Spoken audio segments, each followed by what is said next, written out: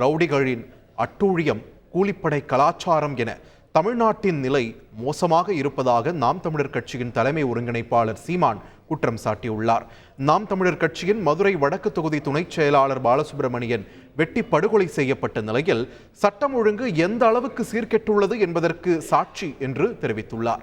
எங்கு பார்த்தாலும் வன்முறை தாக்குதல், கொலை, சாதிய மோதல், போதைப் பொருட்களின் புழக்கம், ரவுடிகளின் அட்டூழியம், கூலிப்படைகள் கலாச்சாரம் என தமிழ்நாட்டின் நிலை மோசமாக இருப்பதாக குற்றம் சாட்டியுள்ளார்.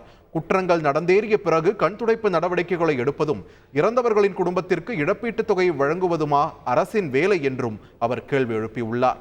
சட்டத்தின் ஆட்சியை முழுமையாக நிலைநிறுத்துவதற்கு தானே அரசின் தலையாய கடமை என்று குறிப்பிட்டுள்ள சீமான், பாலசுப்ரமணியன் படுகொலையில் கொலையாளிகளை கைது செய்யாவிட்டால் போராட்டம் வெடிக்கும் என்றும் எச்சரித்துள்ளார்.